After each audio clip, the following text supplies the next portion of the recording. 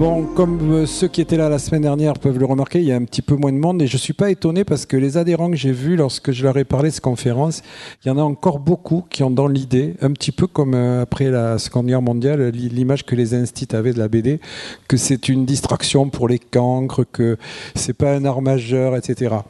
Et je m'attendais donc à ce qu'il y ait un petit peu moins de monde. C'est pas grave parce que Patrick Gomère va vous démontrer que Goscinny était un véritable génie, traduit dans 120 langues, 500 albums vendus.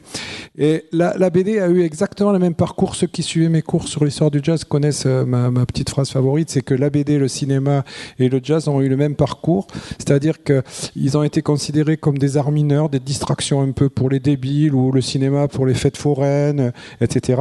Et puis maintenant, tous ces arts considérés comme mineurs au début des années 1900 ont été légitimés par les académies, les sphères culturelles, les ministres de la culture, etc. Alors, pour ce qui est de la BD, c'est un petit peu quand même aussi comme le cinéma ou le jazz. Il n'y a pas une BD, il y a des BD. C'est comme la littérature aussi. Il y a des BD de gare qui sont assez médiocres. C'est vrai qu'il y a exactement comme il y a des mauvais films ou des mauvais disques. Hein. Mais il y a aussi de la BD. À l'intérieur du monde de la BD, il y a des choses majeures. Et ce soir, Patrick va nous parler en spécialiste, puisqu'il a écrit un livre sur Goscinny, qui est là, qu'il dédicacera aux personnes intéressées. Il a écrit un livre sur l'aventure pilote, qu'un certain nombre d'entre vous connaissent, qui a été une revue, mais mythique à partir de la création 50. À partir de 59, ça a été mythique pendant 30 ans. Les fanatiques de BD de qualité lisaient tous Pilote. Hein. C'était un journal vraiment extraordinaire. Et voilà. On a essayé aussi d'avoir Anne Goscinny, qui serait venue avec Patrick, mais elle est très très prise parce que le succès du film Le Petit Nicolas est colossal. Il y a 3 millions d'entrées. Alors les avis sont partagés. Le casting est excellent, le film se traîne un peu, mais on retrouve quand même l'univers du Petit Nicolas. Bon, de toute façon, Patrick va vous dire tout. Goscinny, il a créé, j'ai acheté le dictionnaire Goscinny, il a créé plus de 1000 personnages et il a scénarisé 150 albums. Il va vous redire tout ça. Mais par exemple, les meilleurs albums de Lucky Luke, c'est lui qui les a scénarisés. Et depuis qu'il est mort, franchement, les derniers Astérix pilotés par Uderzo, le dessinateur, c'est pas terrible. 1000 personnages, 1000, avec des noms à mourir de rire. Vous connaissez tous les noms dans les bouquins d'Astérix. Et je voulais vous dire une dernière chose. On a la chance à Pau, pour les gens qui ont encore, soit pour les fanatiques, mais eux ils le savent, soit pour les gens qui ont un peu des réticences encore vis-à-vis de la BD, on a la chance d'avoir un libraire absolument exceptionnel à Pau, qui s'appelle Bachi Bouzou, qui est connu dans toute la France par les éditeurs, par les auteurs. Il organise des expos, des rencontres. Il ne sélectionne que des auteurs majeurs. Il ne fait jamais de BD de gare ou de choses inintéressantes. C'est Vincent qui est là. Je le remercie d'être venu. Il nous a beaucoup aidé pour cette journée. Et si vous avez besoin de conseils pour un achat de BD, soit pour vous, soit pour vos petits-enfants, soit pour vos neveux, c'est vraiment chez lui qu'il faut aller parce que là, il connaît toute l'amplitude des genres au sein de la BD. Voilà, j'arrête. Donc Patrick Gomère, aussi j'ai oublié de vous dire, auteur de l'encyclopédie mondiale de la BD chez Larousse, mais épuisé. Il est épuisé. Rue La Tapie. Donc, encyclopédie mondiale de la BD, on en trouve parfois d'occasion ou sur Internet. Il va y avoir bientôt une nouvelle édition. Vous voyez à quel point Patrick est spécialiste, puisque la maison Larousse lui a confié. Alors, une dernière petite chose, il m'a promis de faire attention, parce que c'est un très très grand spécialiste. Il est très bavard. Et surtout, je lui ai dit, il n'y aura pas nécessairement que des fanatiques de BD. Ne dérape pas dans l'ultra-fanatisme. Allez, je te fais confiance. Ciao. C'est pas trop le genre de la maison de déraper sur l'ultra-fanatisme, mais encore qu'en BD, c'est relativement facile. Bonsoir mesdames, bonsoir messieurs. J'espère que vous allez passer une bonne soirée. D'ailleurs, j'ai l'impression que vous allez passer des bonnes soirées, vu le programme que vous avez tout à l'heure énoncé. Vous allez vous apercevoir aussi que j'ai un gros défaut, c'est que je suis très bavard. Donc, on m'a dit pas plus d'1 heure, 1 heure et demie, 2 heures, 3 heures, non.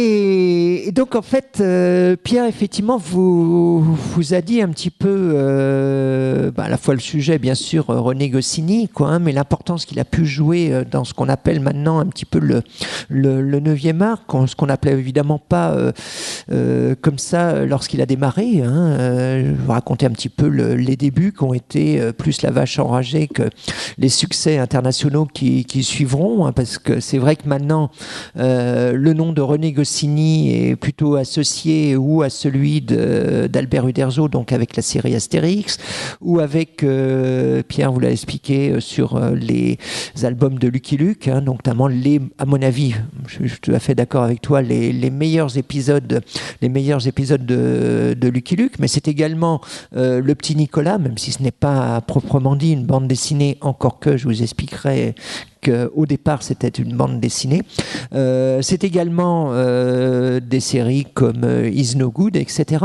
Et au-delà de la partie écriture, quoi, hein, donc qui a évidemment constitué la partie la plus importante de l'œuvre de René Goscinny, en tout cas de sa carrière, il faut surtout pas oublier que c'était quelqu'un, sans doute un homme de communication, ce qui était beaucoup moins, les choses ont un petit peu changé, mais Albert Uderzo. C'est clair, au moins au début, mais c'est également quelqu'un qui a justement milité pour la reconnaissance de la bande dessinée qui était, et c'est vrai que c'était bien que tu le soulignes, souvent considérée comme une sorte de pouce au crime pendant de longues années. Et ce qui est intéressant, c'est de voir un petit peu le rôle qu'il a pu jouer dans cette reconnaissance. C'est également soutenir et retenir le rôle qu'il a pu jouer en tant que rédacteur en chef, notamment du journal Pilote, dans lequel évidemment sur lequel je reviendrai à nombreuses reprises, hein, parce que c'est un journal qui véritablement a fait passer la bande dessinée de je dirais nuisance programmée à l'âge adulte, hein, c'est-à-dire que pendant très très longtemps, bande dessinée égale divertissement pour les gamins, point barre.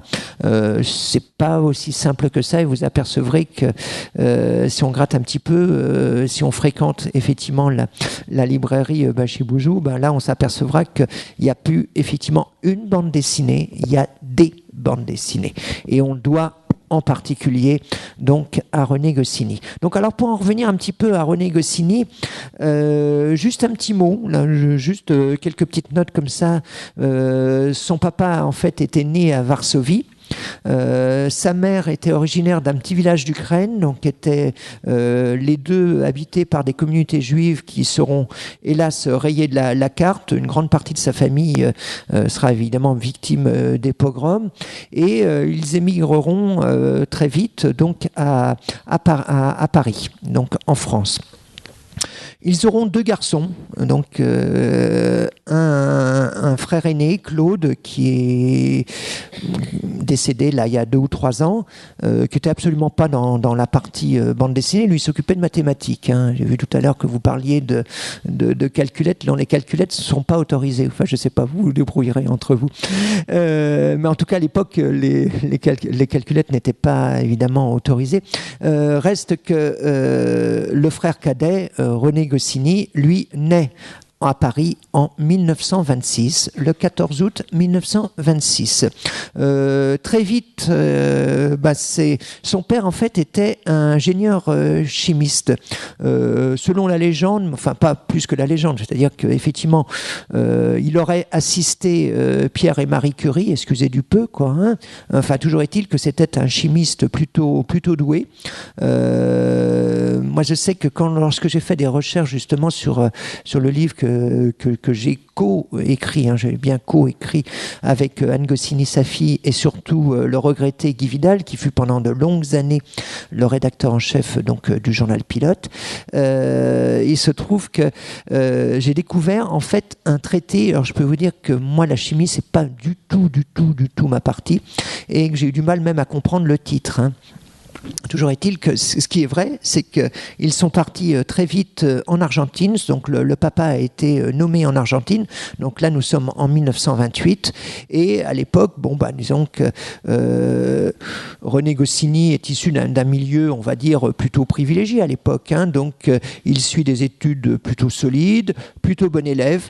C'est quelqu'un qui est, à l'époque, un petit peu complexé. Donc, le remède, en tout cas, ce qu'il a trouvé pour un petit peu se défendre, parce qu'il n'aimait pas le sport. Il partait du principe un peu comme, je crois que c'était Churchill qui disait, quand on l'interrogeait sur comment avez-vous vécu aussi longtemps, enfin, la raison de votre longévité, voilà, c'était genre no sport, pas de sport. Alors c'est pas du tout. Enfin, toujours est-il que c'est vrai que René Goscinny n'était pas un grand sportif, il le dira toute sa vie, et donc ce qu'il avait trouvé, c'était faire rire ses petits camarades. Donc il l'a plutôt prouvé par la suite, mais à l'époque c'était finalement plus un moyen de défense qu'autre chose. Donc il se passionne véritablement pour le dessin. Pendant de longues années, il se décide, il a un but, c'est un jour pouvoir devenir dessinateur. Il commettra quelques dessins. On peut quand même reconnaître que c'est pas forcément un très très grand dessinateur, mais reste que pendant de longues années, il se passionne. Il collabore à l'époque à un journal qui s'appelle Quartier Latin. Alors Quartier Latin est un journal évidemment que peu de gens connaissent, enfin en tout cas sous cette forme, qui était un journal réalisé par le lycée de Buenos Aires, le lycée français de Buenos Aires, dans lequel que fréquentait René Goscinny, et il commence à publier quelques textes, quelques dessins et tout. Et puis donc tout va bien, il s'apprête à suivre l'école des Beaux-Arts. Hélas, son père meurt, il n'a pas 16 ans. Donc là, évidemment, c'est la douche froide, c'est les revenus qui baissent. Que faut-il faire? La solution va peut-être venir. On verra que ce n'est pas tout à fait aussi simple, mais des États-Unis. Alors pourquoi les États-Unis? Tout simplement parce qu'il y a une partie de la famille Goscinny qui a émigré à l'époque aux États-Unis. Donc il y avait un frère de la maman de Goscinny qui un jour leur écrit en disant mais venez aux États-Unis, terre de fortune, etc. Donc ni une ni deux. René Goscinny et sa maman partent dans le Bronx, à New York.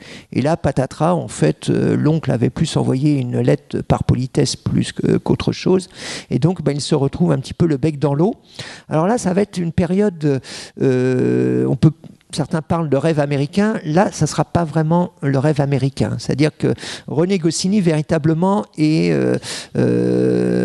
réduit à tous les travaux divers et variés. Alors il va notamment commencer une petite carrière de dessinateur, j'ai évoqué tout à l'heure avec ses travaux dans Quartier Latin. Il va commencer à travailler pour un éditeur qui s'appelle Cunon Publishers.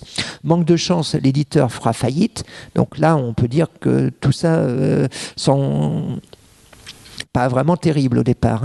Petit à petit, en fait, malgré tout, il va rencontrer des gens qui vont jouer un rôle essentiel dans la suite de sa carrière, notamment à travers cet éditeur. Alors, une équipe qui est composée, alors les noms vous diront sans doute peut-être pas grand-chose, mais c'est des gens comme Harvey Kurtzman, Billy Wilder.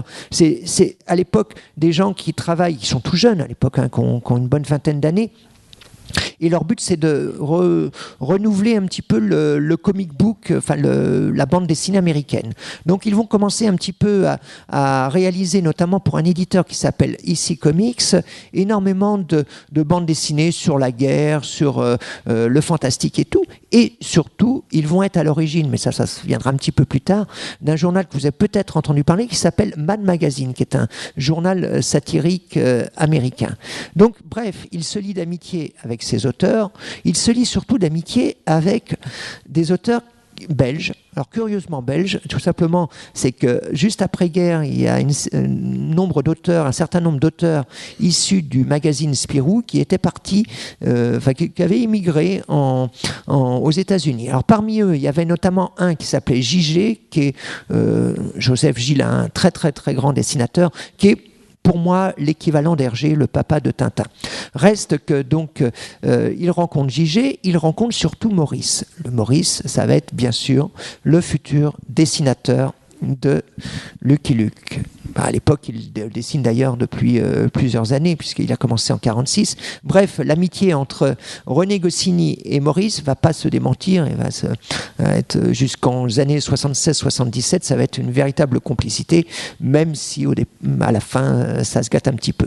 Reste que René Goscinny est toujours plus ou moins entretenu par le petit salaire de sa maman, qui fait quelques ménages dans le Bronx, et tout ça n'est pas très glorieux. Maurice n'a pas encore fait appel à lui pour les scénarios de Lucky Luke. L'avenir n'est pas véritablement joyeux. Reste qu'ils vont, à un moment ou à un autre, toute cette bande, rencontrer un homme dont on a un petit peu oublié l'importance, un certain Georges Troisfontaine. Alors, je vous dis qui est Georges Troisfontaine, si je vous interroge qui est Georges Troisfontaine, ça vous dira peut-être pas grand-chose. C'était quelqu'un qui était resté très discret, qui était un businessman, on va dire qu'on va le définir un petit peu comme ça, genre l'homme qui était parti de rien et qui finira la fin de sa vie en ayant acheté quand même une île dans le Pacifique, c'est pas rien. Si. Au prix de l'immobilier, je ne sais pas, mais reste que donc Georges Troisfontaine est quelqu'un qui a démarré, c'est un liégeois, donc qui a démarré juste après-guerre en rachetant des stocks de stylos, en faisant tous les affaires, possibles et imaginables, légales, parfois un petit peu à la limite de la légalité, mais c'est quelqu'un qui a eu, un moment, une intuition. Comme il faisait énormément de voyages, comme il était bilingue, il parlait parfaitement anglais, comme il faisait énormément de voyages aux États-Unis, il avait découvert ce qu'on appelle aux États-Unis les syndicates. Alors les syndicates, c'est absolument pas, c'est un faux ami, c'est pas un syndicat. Je pourrais le traduire en français un petit peu comme une agence de presse. Donc c'est quelqu'un qui avait découvert l'importance des agences de presse aux États-Unis, à savoir que aux États-Unis, une bande dessinée, on peut prendre l'exemple, par exemple, les Peanuts de Schulz, n'est pas diffusée dans un journal, mais parfois dans des dizaines, voire dans l'occurrence pour les Peanuts, 5000 supports. Donc vous imaginez un petit peu l'importance des fameuses agences de presse qui diffusent à la fois des bandes dessinées, à la fois des textes, à la fois des illustrations, etc.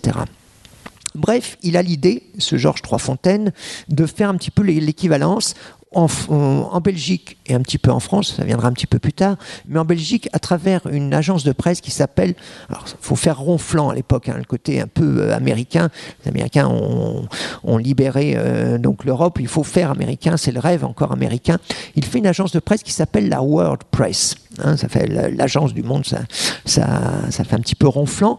À l'époque, il s'associe avec son beau-frère qui s'appelle Yvan Chéron, qui va créer une autre agence de presse, une deuxième agence de presse, un petit peu jumelle, qui s'appelle International Press. Là aussi, ça fait très très ronflant. Et c'est surtout quelqu'un qui a, je dirais, Georges Troisfontaine, la parole un peu facile, la promesse un peu facile. Bref, lors d'un dîner à New York, il se retrouve avec Maurice, il se retrouve avec Gigé, il se retrouve avec René Goscinny.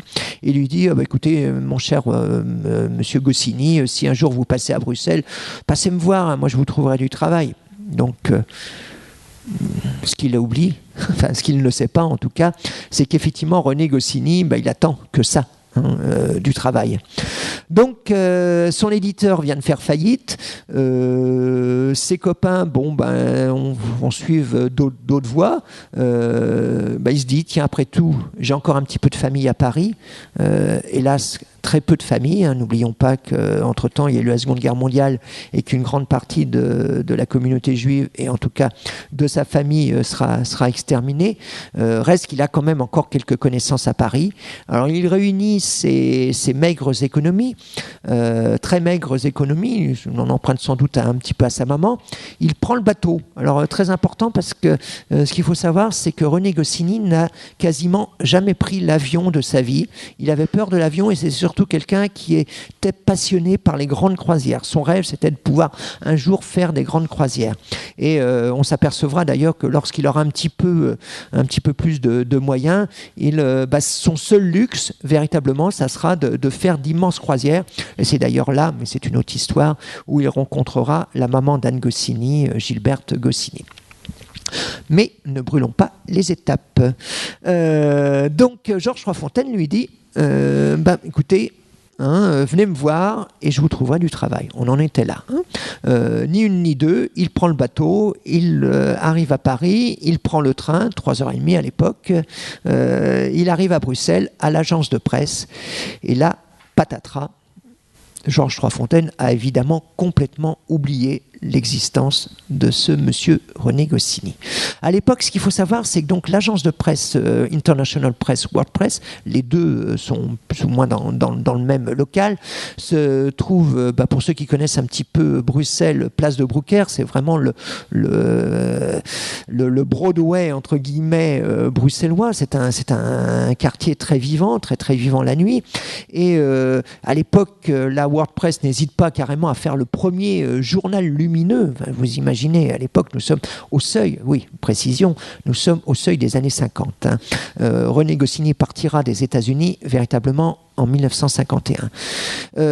À l'époque, la World Press fait travailler une grande majorité d'auteurs issus, vraiment, qui viendront des véritables classiques. Alors bien sûr, un petit peu Maurice, mais surtout des gens comme Hubinon, qui va faire une série qui s'appelle d'aviation, qui s'appelle Le Bug Danny, et notamment un autre scénariste qui s'appelle, autre que René Goscinny, un autre qui s'appelle Jean-Michel Charlier. Alors Jean-Michel Charlier, c'est quand même le deuxième grand scénariste classique franco-belge. Alors l'un se spécialisera plus dans le réalisme, Jean-Michel Charlier, l'autre vers le domaine humoristique, mais les deux véritablement se complètent et formeront par la suite le socle sur lequel pourra évidemment s'ériger un petit peu le journal pilote.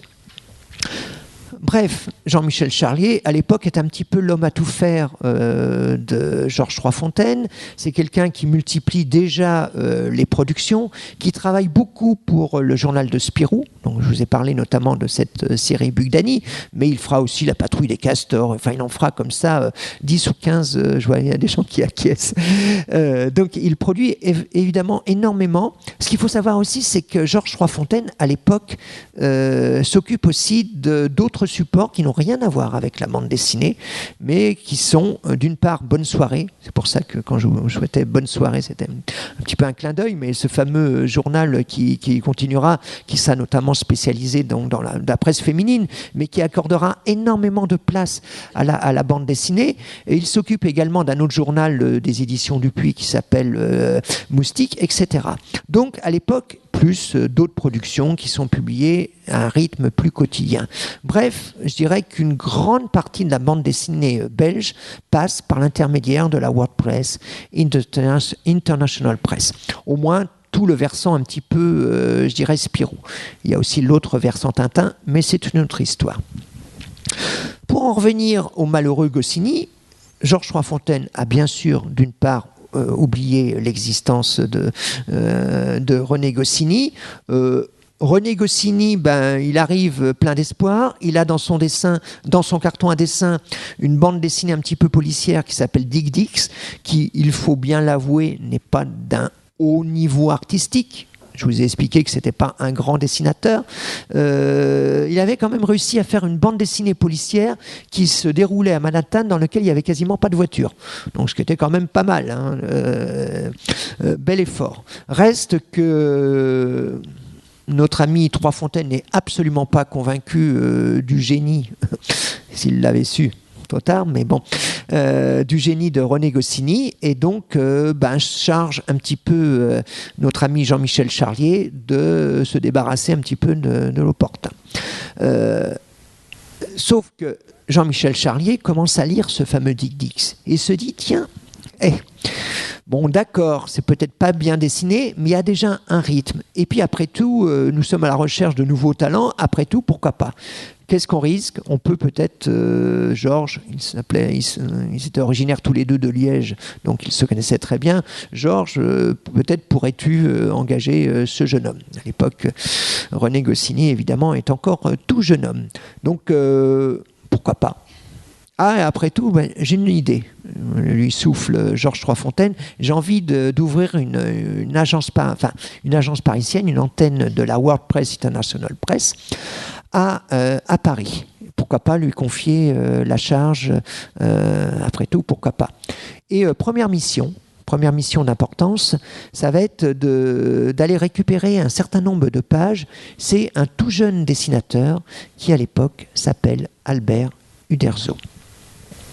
Alors Albert Uderzo, effectivement, est lui-même tout jeune illustrateur, a commencé à faire, enfin moi j'ai eu le bonheur et le plaisir de l'interviewer à maintes reprises. Il m'expliquait qu'à l'époque, lui aussi c'était un petit peu la vache enragée, que si on lui avait demandé d'illustrer le bottin, il l'aurait fait. À savoir que réellement, hein, c'était quelqu'un d'était extrêmement doué, enfin toujours extrêmement doué, même si effectivement maintenant les choses sont peut-être un peu moins convaincantes, mais ça c'est mon côté, j'arrive pas à dire du mal parfois des gens. Reste que donc à l'époque, il est vraiment tout débutant. Il fait énormément de travaux qu'on dit alimentaires. Hein. Il illustre des chroniques, notamment dans France Dimanche, quelques faits divers, etc. Des bandes verticales, les fameuses bandes verticales. Et surtout, il commence à travailler de manière un petit peu plus régulière sur des journaux, notamment comme Bonne Soirée. Alors la première série de Bonne Soirée publiée dans Bonne Soirée, je n'ai pas d'extrait, mais c'était juste par rapport à la couverture exposée, c'était une rubrique pour le savoir-vivre. Alors pour la rubrique du savoir-vivre, c'était simple. Hein. Moi, pour avoir fait quelques recherches dans les archives maintenant d'Anne Goscinny, j'ai trouvé la base de cette fameuse rubrique. C'était genre Madame de Rothschild, vous voyez, genre une compilation comme ça, les bonnes manières, et ça donnait des choses maintenant qui effectivement sont assez surannées et assez surréalistes, dans lesquelles faut-il garder son chapeau en réunion, etc. Faut-il céder la place à son supérieur hiérarchique lorsque vous vous trouvez face à lui, etc.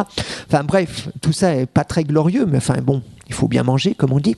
Et ça va être parmi les premiers travaux, donc cette fameuse rubrique du savoir-vivre. René Goscinny va l'animer pendant 3-4 ans, véritablement à partir de 51-52 jusqu'à 54-55. À l'époque, il utilise notamment un pseudonyme peu transparent, Liliane Dorset.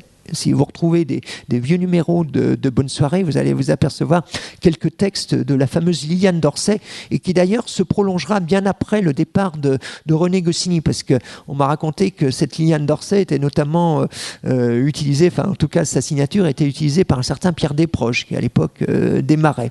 Voyez.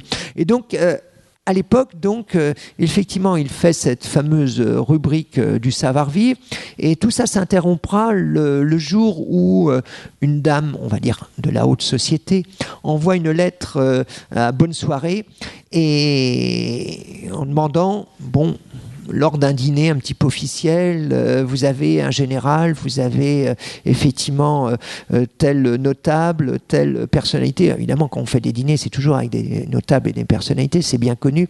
Mais comment doit-on les faire asseoir à droite, à gauche, voilà. Et je crois que René Goscinny avait répondu sur leur derrière, comme tout le monde. Et je crois que ça avait...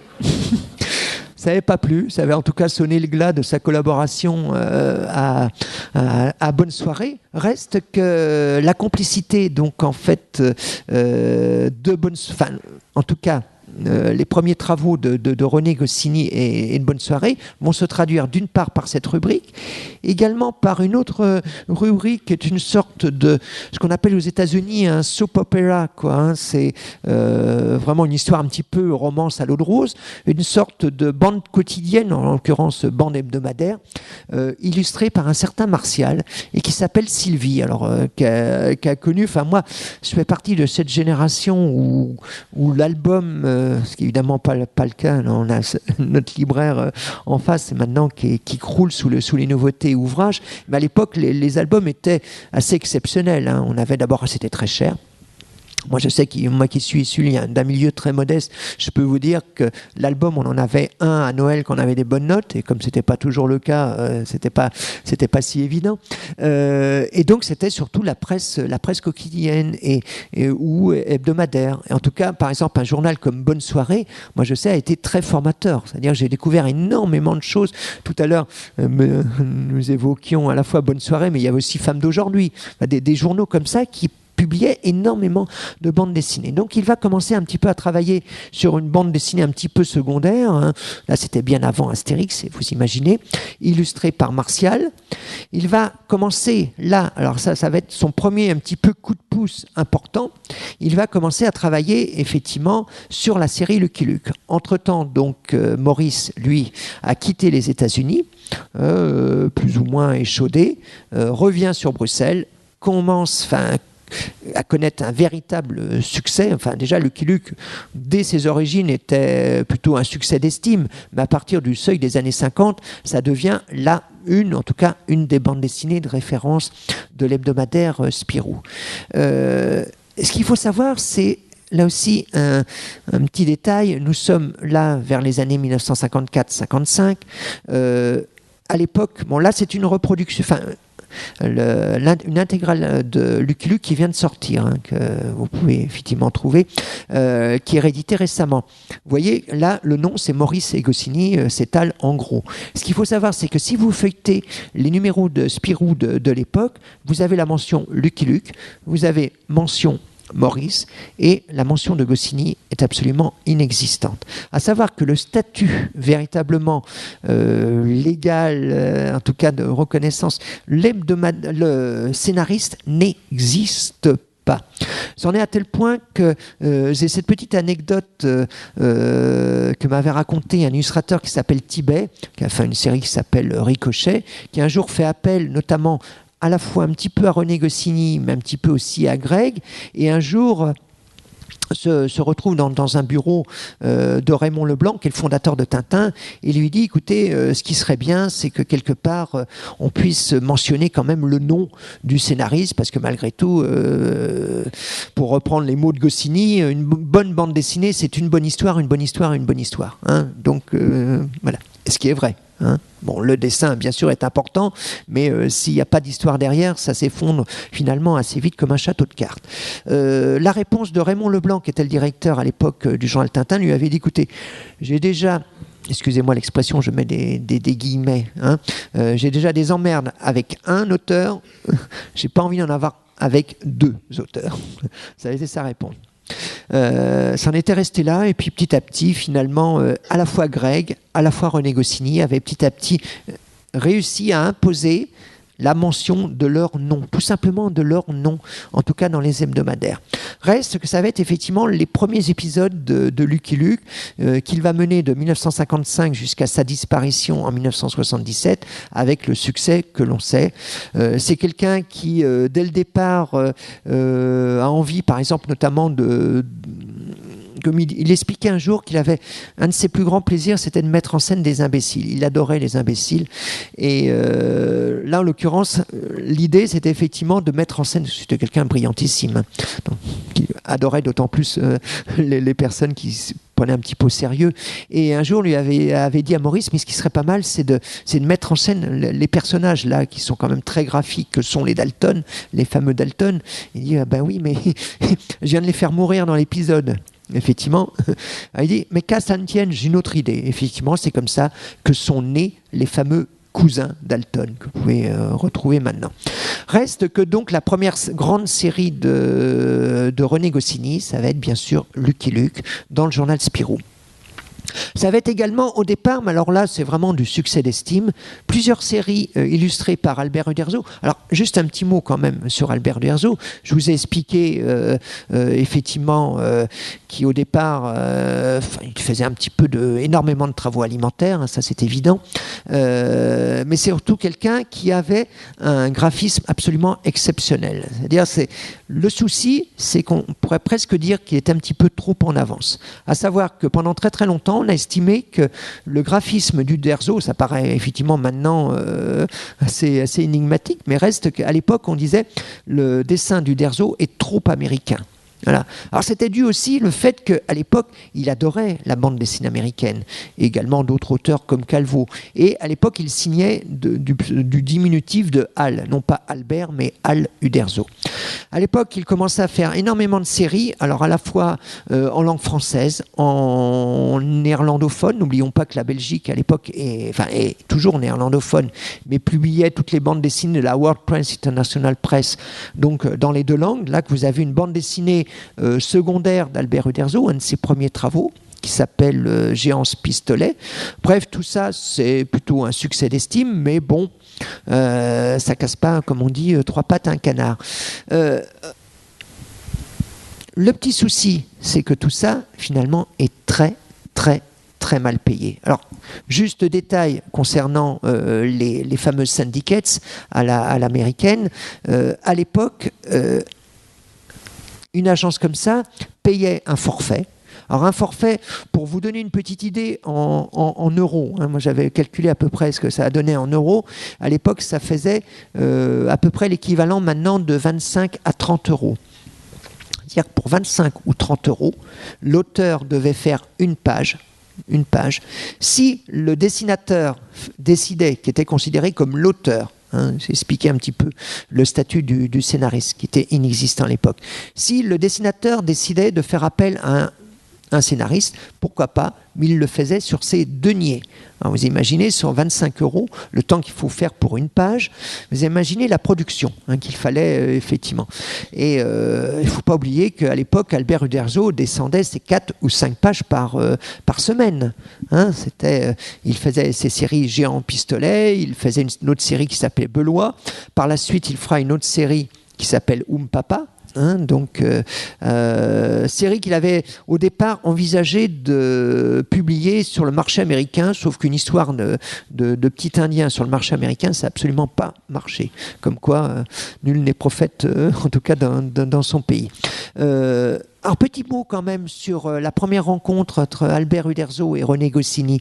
Donc je vous expliquais que Georges Troisfontaine, une des premières missions qu'il a pu confier à René Goscinny, c'était d'aller récupérer quelques pages chez Albert Uderzo. Albert Uderzo est absolument ravi quand il apprend qu'un certain René Goscinny va débarquer. À l'époque, il habite rue de Montreuil. Par la suite, il déménagera du côté de Bobigny. Il est absolument ravi qu'un compatriote, ah bah oui, René Goscinny, ah bah oui, c'est un compatriote. N'oublions pas qu'Albert Uderzo est d'origine italienne. Bon, René Goscinny n'est pas italien, mais reste que l'amitié va être, en tout cas le courant va passer très très très très vite entre les deux hommes. Et je peux vous dire que les guéguerres qui auront par la suite lieu entre notamment Albert Uderzo, les éditions d'Argo, etc., Astérix, qui connaîtra quelques déboires, tout ça est dû à une fidélité entre deux hommes. C'était vraiment, ça a été, je vous dis, pour en avoir longuement parlé avec Uderzo, ça a été un des chocs de sa vie. Même là, à l'occasion des 50 ans d'Astérix, il y est revenu à nombreuses reprises. Ça a été le choc de sa vie, c'était la disparition de son ami René. Ça, c'est clair qu'on ne peut pas autant parfois avec Maurice, il y avait des frictions, des caractères tout à fait différents. Autant entre Albert Uderzo et René Goscinny, ça a été une amitié de tous les jours. Reste que les auteurs sont très mal payés. Et donc, un jour, il décide de faire, non pas un syndicat, comme ça a pu être raconté, mais de faire une sorte de charte des auteurs. Oh, rien de très, très subversif. C'est simplement mentionner le nom de l'auteur. Le fait qu'une bande dessinée avec le système de syndicates n'est payée qu'une fois alors qu'elle peut être publiée 5 ou 10 fois, il y a quand même une injustice flagrante. Donc c'est peut-être une petite, juste un petit pourcentage sur la rediffusion, si on peut dire, si on peut exprimer ainsi, en tout cas la republication d'une bande dessinée. Donc dans ces dissidents, ces futurs dissidents, nous avons donc Jean-Michel Charlier, qui à mon avis est la personne d'ailleurs qui a rédigé la fameuse charte des auteurs, parce que n'oublions pas qu'il avait fait des études de droit. Il y a bien sûr Albert Uderzo, il y a René Goscinny, il y en aura plein d'autres. Il y aura André Franquin, le papa de Gaston Lagaffe et dessinateur de Spirou et Fantasio. Il y en aura comme ça une trentaine. Reste que c'est un petit peu comme dans la scène du Christ, c'est-à-dire vous avez un Judas. En l'occurrence, vous avez plusieurs Judas. Vous en avez deux. Je vous dirai pas les noms, on a oublié, puis bon, peu importe. Maintenant, le temps a passé. C'est que, bref, il y en a un ou deux traites qui vont aller voir Georges Trois-Fontaines en disant pchit, pchit, pchit. Il se prépare de mauvais coups et tout. Alors, Georges Trois-Fontaines est quelqu'un de, on va dire, pragmatique. Donc, il fait le rapide calcul. Jean-Michel Charlier, c'est quand même un copain d'enfance de Liège. C'est surtout un des plus grands fournisseurs du journal Spirou. Donc, c'est un peu délicat de s'en séparer. Donc, on ne va pas se séparer de Jean-Michel Charlier. On ne va pas se séparer d'Albert Uderzo, parce que c'est vrai que son graphisme est dynamique, etc. Donc, on se dit, il a quand même un potentiel énorme. On le prouvera par la suite. Le maillon faible, si on peut s'exprimer ainsi, c'est René Goscinny. Donc Georges Trois-Fontaines convoque René Goscinny et lui tient à peu près le langage, comme on dit dans la fable. Rien de personnel, monsieur René Goscinny, mais je vous vire. Voilà. Donc ni une ni deux, il se retrouve effectivement le bec dans l'eau, sans rien. N'oublions pas qu'à l'époque, il fait un petit peu des piges. C'est vraiment quelques histoires courtes dans le journal Tintin. Et l'essentiel de ses revenus est tiré de ses productions, notamment avec Albert Uderzo, publiées dans la presse belge. Petit souci, mais grande amitié, je vous ai expliqué. Donc Albert Uderzo et Jean-Michel Charlier décident ni une ni deux de suivre leurs copains. On y adjoint un quatrième mousquetaire, qui va être un certain Jean Hébrard, dont on a oublié le nom, mais qui est à l'époque rédacteur en chef, responsable publicité de ce fameuse revue Bonne Soirée. Et ça tombe bien parce qu'à l'époque, Jean Hébrard vient de faire un héritage. Donc, d'un petit café à Paris, va vendre ce café, parce que c'est pas vraiment son côté un peu bistrotier, entre guillemets. Il n'y a pas de bistrotier dans la salle. Non. Bref, en tout cas, c'est pas son but. Donc, il décide, René Goscinny, Albert Uderzo, Jean-Michel Charlier, Jean Hébrard, de fonder une double agence, un peu l'équivalent de la bruxelloise, mais à Paris, qui va s'appeler Edipresse, Edifrance. Et il commence un petit peu à travailler énormément de travaux publicitaires pour les pâtes Milia notamment, etc. Rien de glorieux, rien de honteux non plus, mais bon, il faut bien manger. À un moment, ils vont même faire des visites de chefs africains sur Paris. Ils n'avaient trouvé que ça. Parce qu'ils sont quand même, n'oublions pas, mis sur la liste noire de tous les éditeurs. Reste que la chance, quelque part, quand même, va un peu leur sourire, avec la rencontre d'un certain François Cloteau. Alors là aussi, François Cloteau, on a oublié son nom. C'est quelqu'un qui a été pendant très très longtemps le responsable publicitaire de L'Oréal Montsavon. Donc L'Oréal Montsavon, c'est évidemment les pubs sur la radio, et sur la radio, notamment Radio Luxembourg.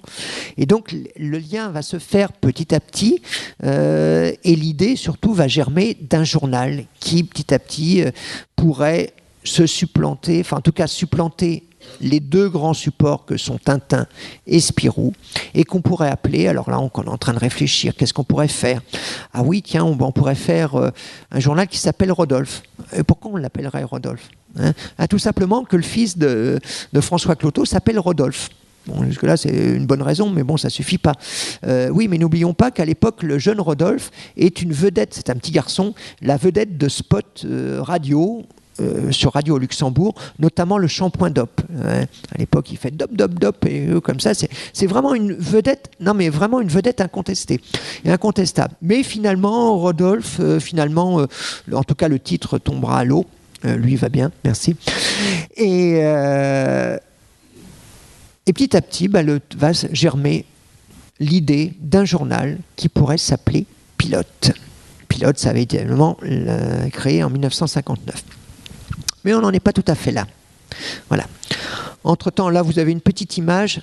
Vous voyez, c'est juste le roman de Renard. Vous connaissez le roman de Renard, J'allais faire une dictée tout à l'heure sur le roman de Renard. En fait, tout ça, toujours est-il que l'idée du journal Pilote est simple. c'est de faire un journal qui justement exalte, entre guillemets, les valeurs françaises. Voilà. Donc l'idée, c'est de faire un journal dans lequel on parle de la culture française, de la littérature française, éventuellement d'autres choses françaises. C'est pour ça que parmi les premières bandes dessinées qu'on va retrouver, notamment dans ce futur journal, ça va être Tanguy Laverdure, aviateur de l'armée française. Donc on en est effectivement aux prémices de ce qui va devenir Pilote.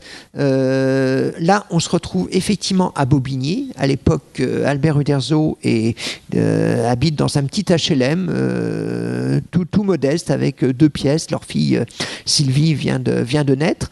Et on est à l'été 1958. Le journal est programmé pour la fin de l'année. Et on décide quelque part de faire une histoire qui exalterait un petit peu la culture française. Alors c'est simple, Albert Uderzo et René Goscinny se disent, tiens, on va faire quelque chose qui va marquer véritablement le journal qui va être révélateur de cette fameuse culture française. On va faire une adaptation du roman de Renard. Ah, c'est chouette le roman de Renard. Il n'y a pas plus français que le roman de Renard. Alors il commence à faire une page. Il y a une page qui existe. Si un jour, vous pouvez feuilleter d'ailleurs, cette page est reproduite dans l'histoire du journal Pilote. Là, il y a effectivement une planche du roman de Renard. Là où les choses se gâtent un petit peu, c'est qu'entre-temps, Albert Uderzo rencontre un collègue dessinateur qui s'appelle Raymond Poivet, qui à l'époque est un des grands dessinateurs, notamment de science-fiction, pionnier d'Espérance et tout. Et ce René Poivet lui dit, c'est bien le roman de Renard, mais il y a un certain Gene Trubert, alors là l'image, je suis désolé, est toute petite, est en train de plancher sur le même sujet. Ah, patatras. Il faut trouver absolument en catastrophe une autre idée. Alors ils se sont dit, on va faire un truc sur l'histoire de France. L'histoire de France, oui, on ne va pas faire la préhistoire. Non, on va faire pas la préhistoire. Qu'est-ce qu'il y a après la préhistoire dans l'histoire de France ? Voilà, je vois, il y en a qui ne dorment pas encore. C'est effectivement les Gaulois, les fameux Gaulois. Et en 52, etc. Vous connaissez la suite. Et ça va être effectivement la création de la série Astérix. Alors là, il faut voir que on dit que le succès d'Astérix, d'où vient ce fameux succès d'Astérix ? Alors bien sûr, là, on va vous dire que c'est effectivement le dessin d'Uderzo qui est extrêmement dynamique, mais c'est également, et pour cause, les textes de René Goscinny. C'est d'une part, à l'époque, on le juge quand même un peu trop intellectuel. Je mets évidemment des guillemets intellectuels, mais à l'époque, on juge le graphisme de Uderzo trop américain, le dessin le scénario de René Goscinny trop intellectuel. Reste que, on verra que c'est que les choses ne sont pas si simples. Ce qu'il faut savoir, c'est que cette série-là démarre véritablement en douceur. Alors maintenant, évidemment, on vient de fêter le 50e anniversaire. On peut plus parler de douceur. C'est vraiment pratiquement un phénomène de société, même si ça s'est accouché un petit peu dans la douleur au départ. Reste que l'idée de René Goscinny, c'est de pas faire une bande dessinée classique. Alors ce qui veut dire, c'est qu'au départ, Albert Uderzo est habitué avec des séries comme Beloit, etc., à faire des personnages un petit peu, je vous ai expliqué, influencés par la bande dessinée américaine, donc très musculeux et tout. Il lui dit non, on va faire l'inverse. Plutôt que de faire le personnage principal, le grand costaud, on va faire plutôt le petit. Ça va être effectivement le petit, puis alors même éventuellement un petit teigneux. Donc ça va devenir évidemment le fameux Astérix. Alors là, pour la petite histoire, il y a même le nom d'Astérix. De toute façon, c'est simple. C'est d'une part, on va faire un appel à... Tous les Gaulois vont s'appeler en X, c'est facile, Astérix, Assurance Tourix, etc. Les Cangaulois, c'est petits bonhommes, etc. Donc ça, c'est facile. Et puis, ce qui serait bien, c'est un jour, si la bande dessinée existe, en tout cas en tant que mode d'expression à part entière, pourquoi pas un 9e art, on n'en est pas encore là, c'est qu'un jour, il y aurait peut-être un dictionnaire sur nos personnages. Et puis ça serait très bien que du coup on soit au début du dictionnaire. C'est pour ça que le personnage d'Astérix va commencer par la lettre A. C'est aussi simple que ça. Voilà. Reste que effectivement au départ le journal Pilote démarre très modestement. Alors là, vous avez une reproduction, alors évidemment toute petite, hein, mais du numéro 0. Alors le numéro 0, ne le cherchez pas, hein, il est introuvable. Il a été tiré en fait à quelques dizaines d'exemplaires, réservés à l'époque pour les annonceurs. On y retrouve à peu près plus ou moins le contenu du premier numéro. On évoquait avec Pierre le premier numéro. C'est quasiment le même contenu, à l'exception d'une cohorte de soi-disant auteurs qui figurent en couverture, qui est censée être la fameuse équipe du journal Pilote. Je peux vous dire qu'il y en a 2 auteurs, qui sont véritablement 3, pardon. Il y a d'une part René Goscinny, alors, qui est au centre, hein. Il y a Albert Uderzo et il y a un certain Christian Godard qui sera également connu par la suite. Jean-Michel Charlier était toujours en retard, il était même en retard pour cette photo. À l'époque, le journal Pilote va connaître un succès absolument phénoménal grâce à une campagne de pub savamment orchestrée par ce fameux François Cloteau que j'ai déjà évoqué, qui a énormément d'amitié et de complicité avec l'équipe de Radio Luxembourg. Donc on fait une énorme campagne publicitaire. On le tire, selon la légende, à 300 000 exemplaires qui effectivement s'écouleront en quelques heures. On y démarre Astérix. Alors Astérix, là aussi, succès très modeste. Hein. Faut pas croire qu'on parle du phénomène Astérix. Le phénomène Astérix va véritablement intervenir à partir des années 65-66. Mais le premier album d'Astérix, qui a été publié en 1961, c'est 6000 exemplaires. Imaginez 6000 exemplaires. Là, maintenant, on est à 3 millions d'exemplaires. Hein. C'est vraiment des tirages très confidentiels. Finalement, les grandes séries à l'époque qui marchent dans Pilote, c'est les séries d'aventure. Nous adressons à un jeune public. Donc, à l'époque, c'est la bande dessinée réaliste. C'est Tanguy la Verdure, c'est également Le Démon des Caraïbes, etc. C'est des séries réalistes. On y retrouve un petit peu de tout et n'importe quoi. Et puis, au départ, c'est le fameux magazine de l'an 2000. À partir de 1965, phénomène Astérix oblige. En fait, tout a démarré quelque part un petit peu de manière curieuse par une magnifique couverture de l'Express qui titrait le phénomène Astérix. Et ça a été un petit peu le début d'une longue ascension, pas même une rapide ascension en tout cas.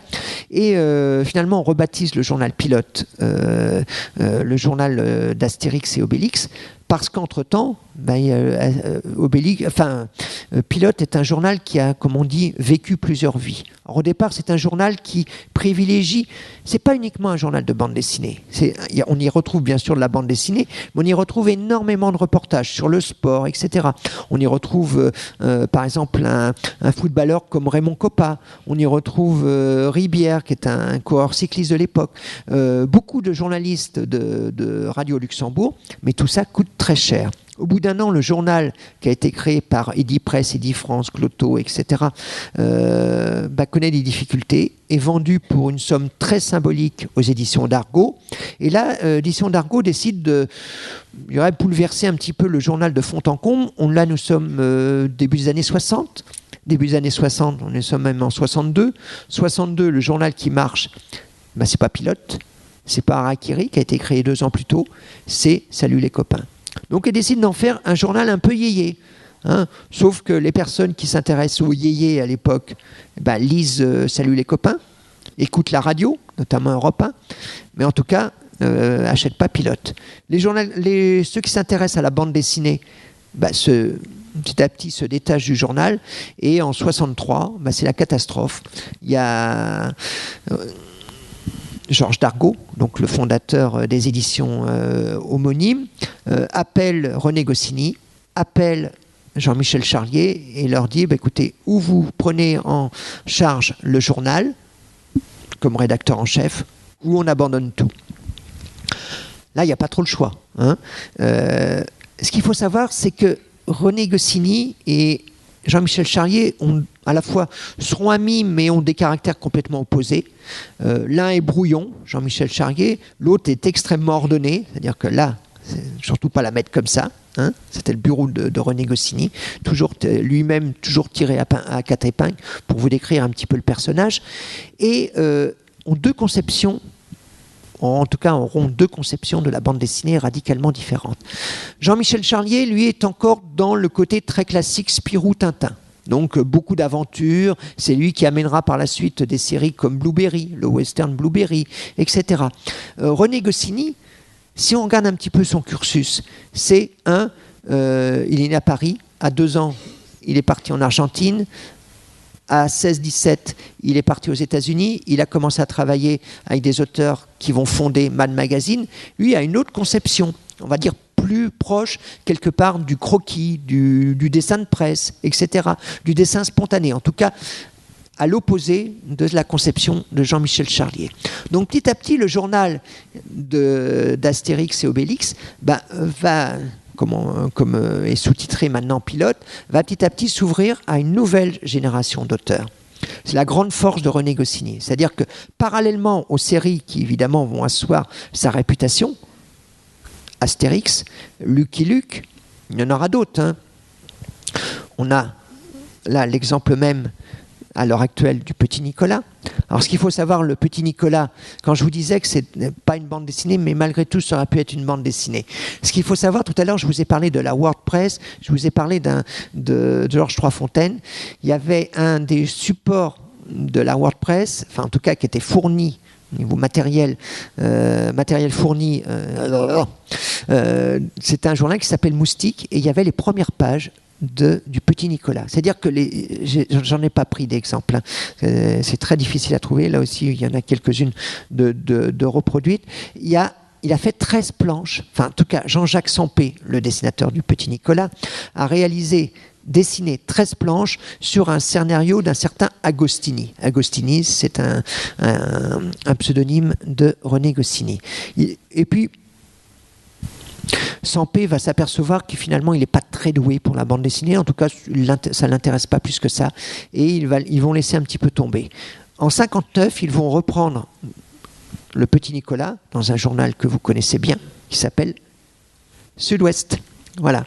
En fait, le Petit Nicolas va apparaître dans le journal Sud-Ouest vers juillet-août 1959, c'est-à-dire 3 mois avant la reprise. Ce sont essentiellement des reprises dans le journal Pilote, et voyez un petit peu déjà les lignes qui se dessinent, si on peut dire, dans le périodique Pilote. C'est-à-dire que vous avez une partie bande dessinée assez classique, et puis petit à petit l'ouverture vers d'autres types de narration, des textes illustrés, etc. Une des grandes personnalités à porter, enfin en tout cas arriver au sein du journal Pilote, c'est bien sûr Cabu. Alors Cabu, lui, travaille à partir de 1962 dans le journal Pilote. C'est quelqu'un qui, au départ, fait un petit peu des chroniques lycéennes, très gentillettes. Et c'est là où il y a quand même ce côté un petit peu prescience, il y a un côté vraiment découvreur de génie. En tout cas, on dit parfois que c'est un génie, mais moi je pense que c'est quelqu'un qui, justement, était capable de découvrir, en tout cas de sentir la personnalité de un tel et un tel. Et là, en tout cas, avec Cabu, ça va être simple. Il va lui dire, écoute, parmi tes personnages, il y en a un qui, à mon avis, en plus, il te ressemble un peu. Il est un petit peu grand, comme ça. Il porte des lunettes. Ça va être son fameux Grand Duduche. Et précédemment, il va faire, parallèlement au Petit Nicolas, il va également faire des textes illustrés. Ça va être la série du potache. Le potache est servi, etc. Bon, jeu de mots absolument abominable.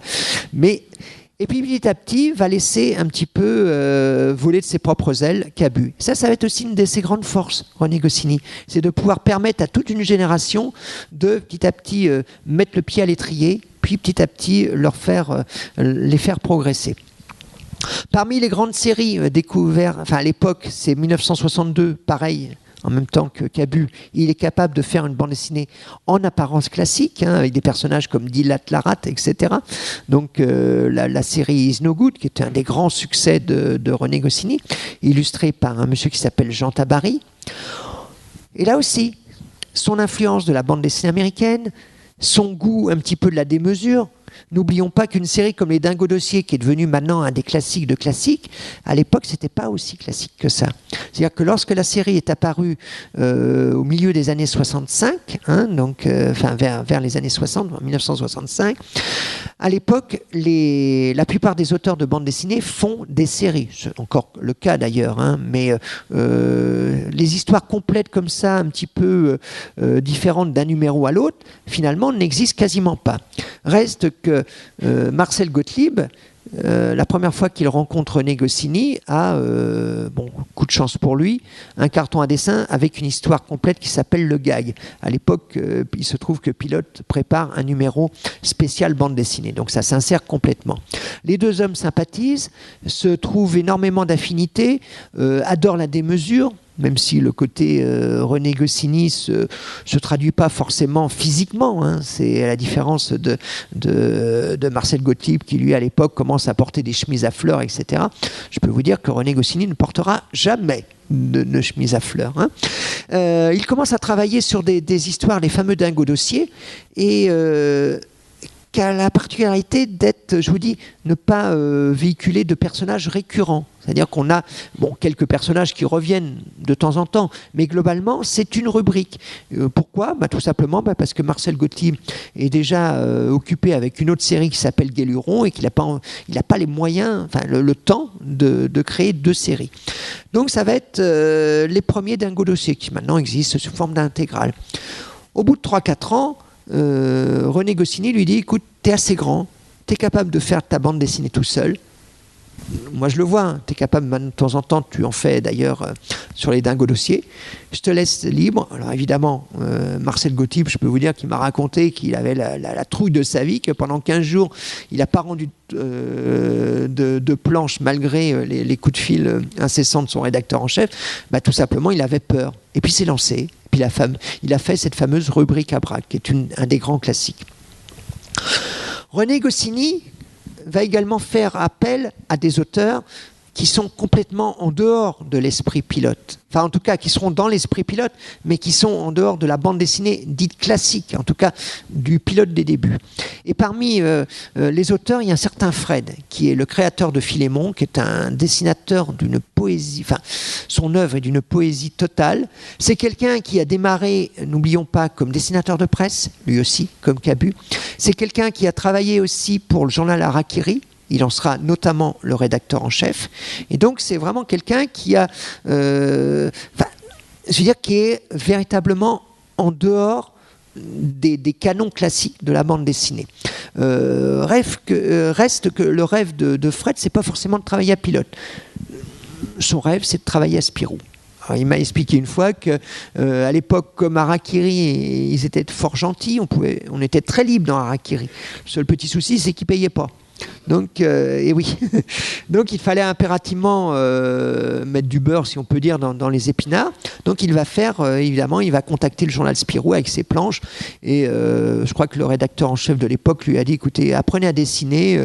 Quand vous serez capable de faire quelque chose un peu plus élaboré que ce que fait ma fille à l'heure actuelle, vous reviendrez.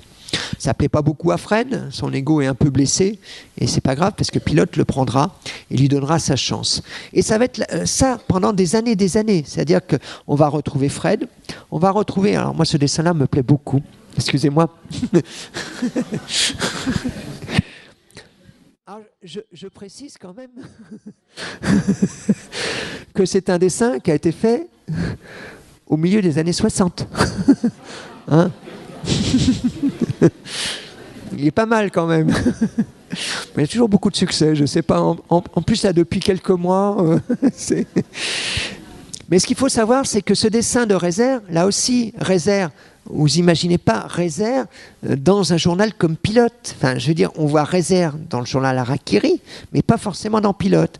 Et il se trouve que Harakiri va connaître de multiples interdictions en 61, en 66. Et en 66, Rézère se retrouve sans travail. N'oublions pas que Cabu est son grand copain. Cabu appelle Goscinny, lui dit, écoute, tiens, il y a un gars qui a vraiment du talent, c'est ce fameux Rézère. Alors, Goscinny regarde ses planches, dit, ouais, pas mal, même très bien, mais ça passera jamais au niveau de nos lecteurs. Alors moi, ce que je vous propose, Monsieur Rezer, c'est qu'effectivement, vous commenciez comme scénariste. Donc les premiers mois de la collaboration de Rezer à Pilote va se traduire par une série d'histoires complètes. Et puis, on va lui demander un dessin, 2 dessins, 3 dessins. Et puis petit à petit, on va habituer le lecteur.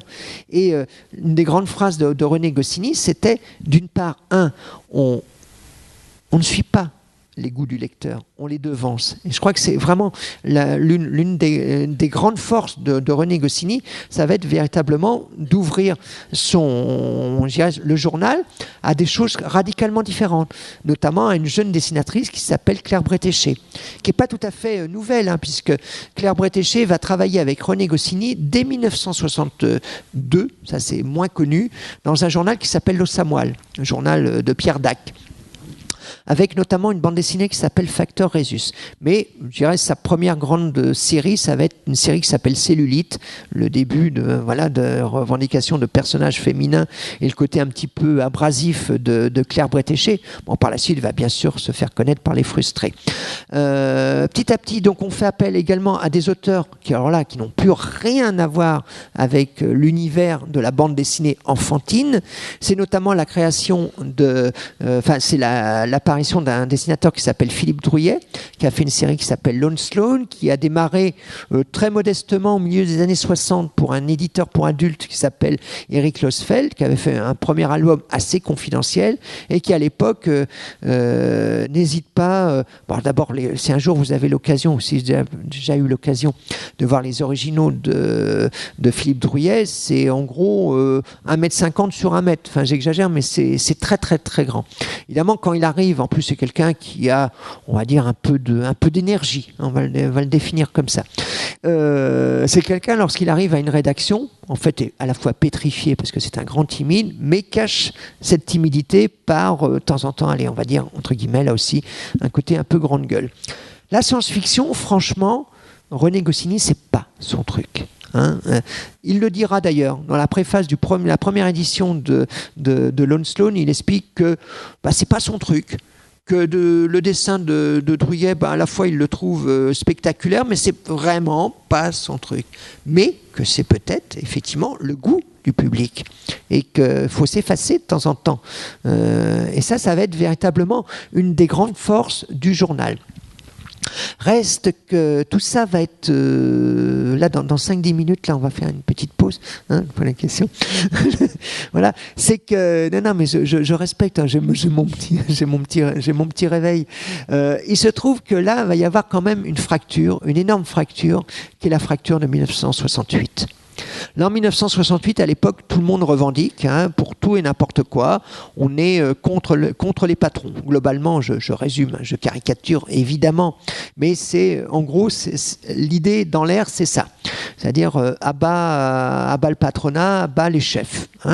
Et ça va être la même chose dans Pilote. Alors, ce qui va être d'autant plus injuste, notamment pour René Goscinny, c'est que René Goscinny, lui, n'était pas véritablement le chef. S'il y avait quelqu'un à attaquer, c'était éventuellement Georges Dargaud, l'éditeur, mais c'était pas surtout la personne qui les défendait.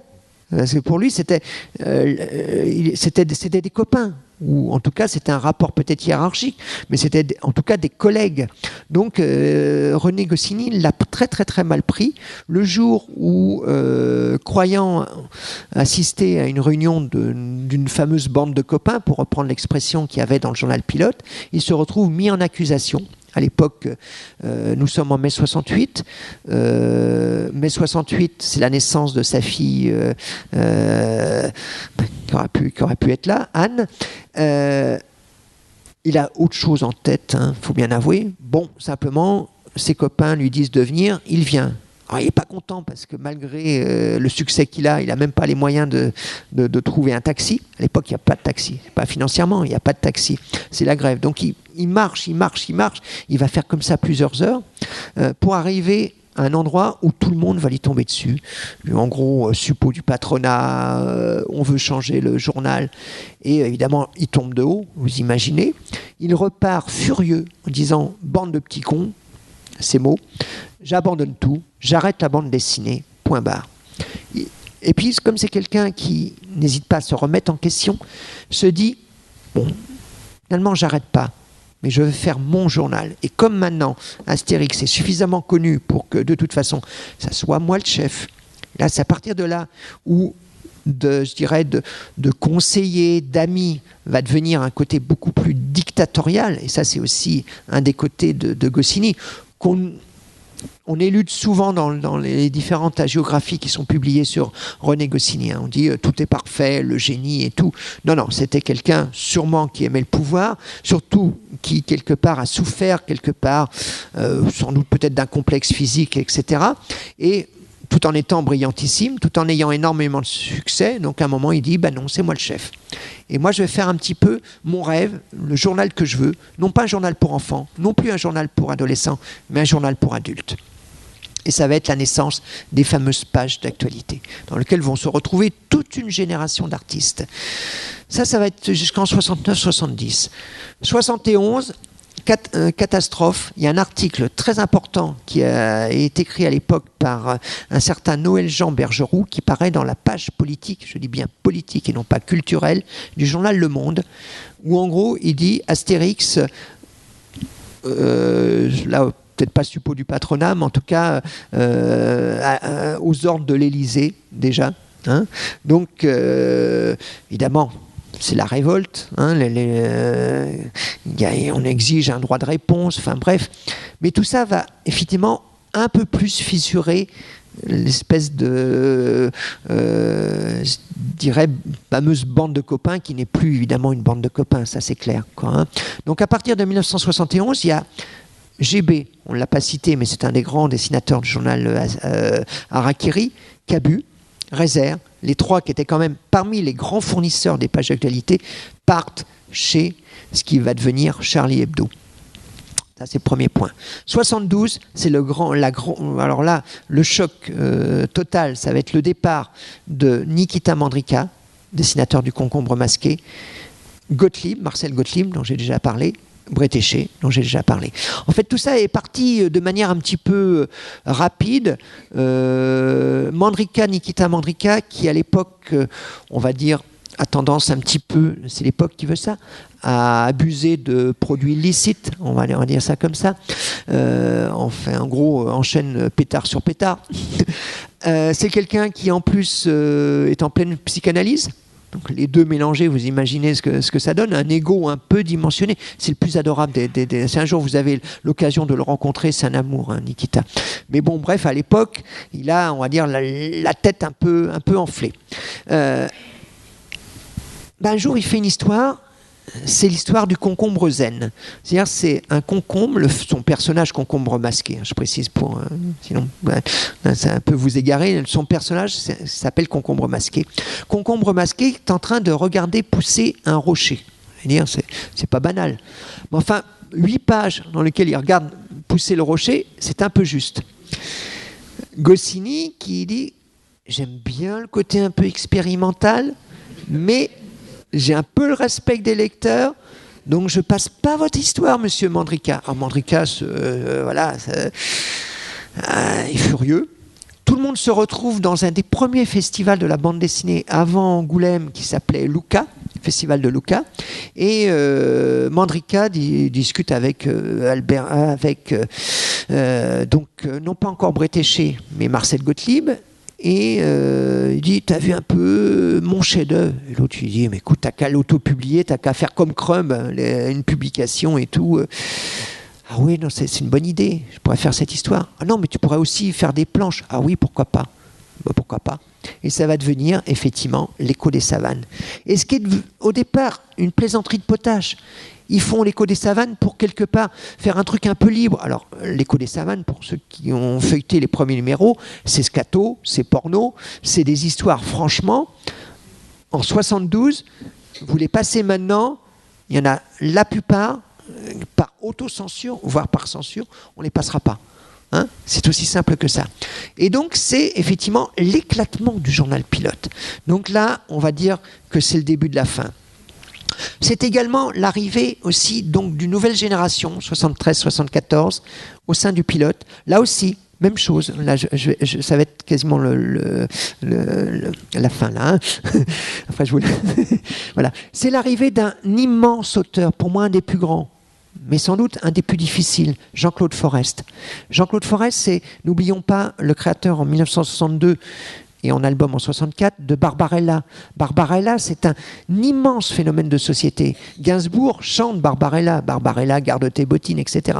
Vadim en fait un film en 68. C'est vraiment un phénomène. Forest, c'est un immense bonhomme.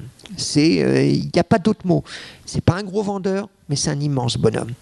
Là, il se trouve que là, c'est pareil. Lorsqu'il arrive dans Pilote, Goscinny lui dit « J'aime pas ce que vous faites, mais vous êtes Jean-Claude Forest. Donc je vous publie, mais j'aime pas ce que vous faites. » Il se trouve que Jean-Claude Forest est aussi quelqu'un qui se laisse pas monter sur les pieds. C'est quelqu'un qui déteste l'esprit moutonnier. Alors il se trouve qu'une anecdote qui est quand même lourde de conséquences, après Barbarella, il signe une série qui s'appelle Hypocrite. Il va en faire une première histoire qui paraît dans François, qui s'appelle Hypocrite et le monstre du Loch Ness. Il va faire 2 autres récits qui sont un petit peu alambiqués. Comment décoder les tirs-copies. Les tirs-copies, c'est Hypocrite à l'envers. Hein. Voilà. Il va faire une autre qui s'appelle N'importe quoi de cheval. Voilà. Toujours dans le côté un peu pop art, un peu comme ça, couleur heurtée, contrastée. Tout le monde, un jour, Dargaud à l'époque est au sommet de sa carrière, enfin en tout cas les éditions Dargaud, un succès immense via Astérix mais aussi via énormément d'autres séries. Tout le monde va faire un joli voyage au Canada et tout se passe bien. Il y a René Goscinny qui joue les gentils organisateurs, qui fait des bons mots parce qu'il adorait faire les bons mots et tout le monde est content parce que c'est René Goscinny et puis qu'il est très drôle et puis que c'est quand même le chef. Je résume mais c'est un petit peu ça. Et puis évidemment, Jean-Claude Forest déteste cet esprit moutonnier, comme je vous ai dit. Donc, va un moment, tout le monde rigole, lui ne rit pas, tout le monde s'arrête de rire, et il fait très drôle. René Goscinny fusille du regard Jean-Claude Forest. Jean-Claude Forest rentre à Paris, tout le monde rentre à Paris. Une semaine après, Jean-Claude Forest reçoit un coup de fil. Monsieur Jean-Claude Forest, vous ne travaillez plus pour Pilote. Voilà. Et ça va être la fin de la carrière véritablement de Jean-Claude Forest. Donc ça, c'est aussi l'autre côté de René Goscinny. Homme de pouvoir qui va devenir de plus en plus irritable. Les portes qui claquent, c'est la fin d'une épopée. Il se coupe de plus en plus, d'une part, de la bande dessinée, mais on peut le comprendre, hein. Parce que vu ce qu'il a vécu, la trahison, en tout cas ce qu'il estime lui est une trahison de ses copains en 68, l'éclatement de cette fois l'émergence d'une nouvelle bande dessinée, hein, à travers bien sûr l'Écho des savanes, puis après ça sera Fluide glacial, ça sera etc. Donc c'est vraiment la fin d'une époque. C'est également l'époque où René Goscinny s'aperçoit que il y a un peu de coulage au sein des éditions Dargaud. C'est-à-dire que Dargaud à l'époque, ce n'est plus le cas évidemment, hein, rassurez-vous, les éditeurs ont trouvé une joyeuse combine, à savoir que, lorsqu'ils publient une édition, par exemple en allemand, alors rappelons quand même qu'Astérix en Allemagne, c'est autant d'exemplaires qu'en France. C'est APA, c'est 3 millions d'exemplaires, chaque truc. Donc à l'époque, il y a des arrangements, hein, on va dire. Et donc, l'auteur, il touche pas tout à fait le pourcentage qu'il devrait. Parce que Dargaud, il s'est associé avec l'éditeur allemand. Et tout. Et ça, il le découvre. Et comme René Goscinny, c'est quelqu'un qui commence à avoir énormément de poids, décide que c'est terminé. Astérix, il ne continuera pas. Il ne continuera pas. En plus, il fume de plus en plus. Il commence à avoir des problèmes de santé. Là, il décide de quitter Dargaud. Dargaud ne se laisse pas faire, envoie des huissiers pour récupérer les planches du dernier album paru chez Dargaud qui s'appelle Astérix chez les Belges. Et alors que l'album n'est pas encore terminé, René Goscinny décède dans un fameux test d'effort qu'on appelle maintenant, on fait toujours très attention, faites très attention. Mesdames et messieurs, ne faites pas je vous ai dit no sport, voilà la raison pour vivre vieux et en bonne santé, jamais de sport. Non, je plaisante. Non mais réellement, donc effectivement, il va faire un test d'effort qui lui sera fatal. Et on parle maintenant d'un cas Goscinny, pourtant très bonne clinique réputée, je vous donnerai l'adresse pour ne pas y aller.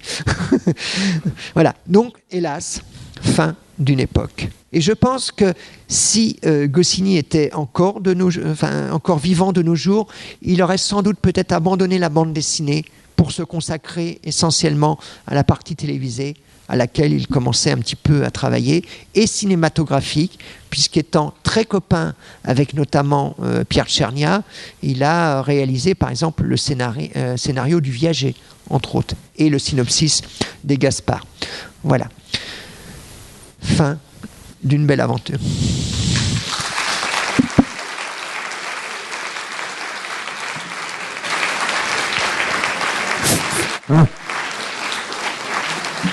Je crois qu'il faut féliciter Patrick parce qu'une carrière aussi flamboyante que celle de René Goscinny résumée en 1h10, bravo, parce que en plus tu as donné beaucoup de vie, tu as connu beaucoup de ces personnages.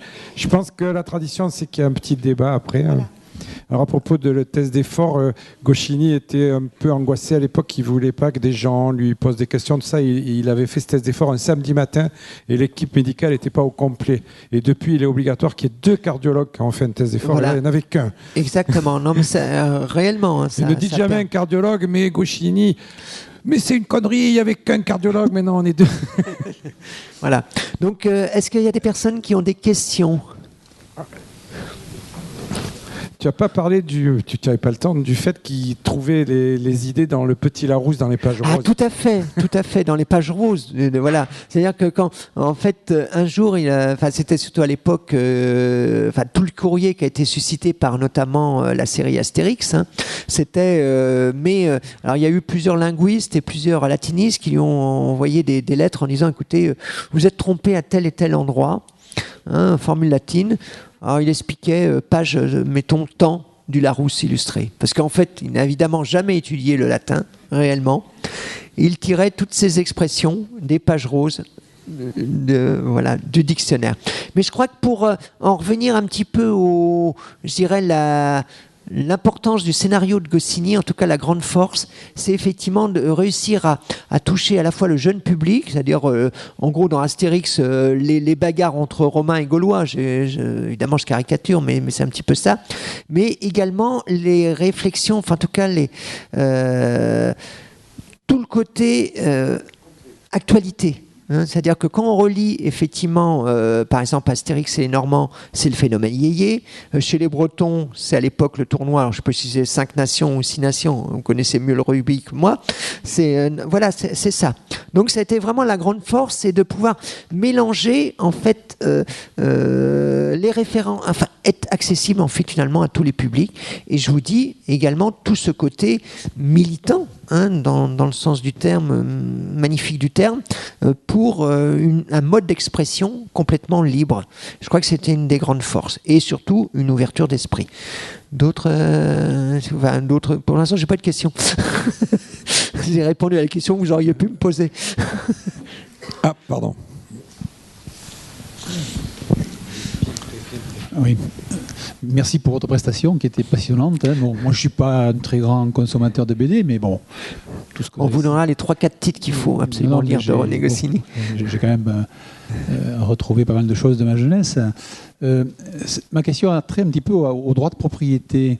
Bon, c'est un aspect un petit peu juridique, bien sûr, mais je pense par exemple à Lucky Luke.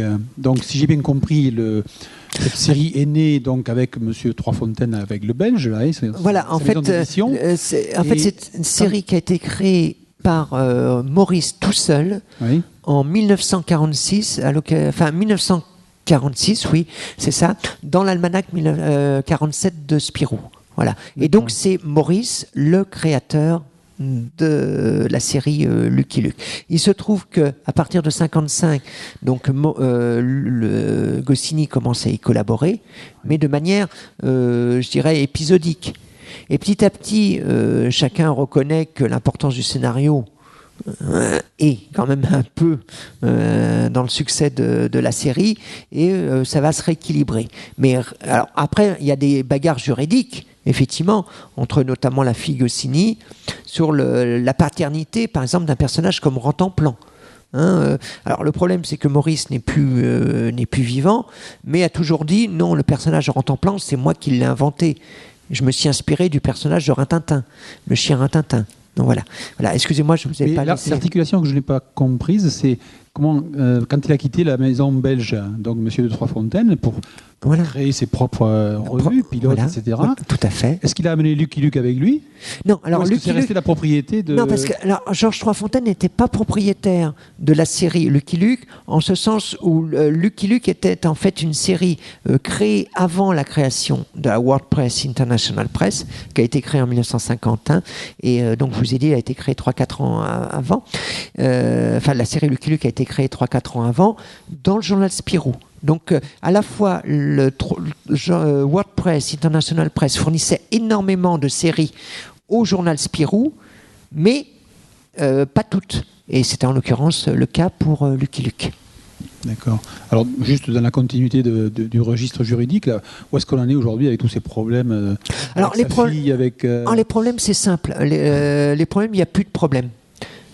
Non, mais voilà. C'est une bonne nouvelle.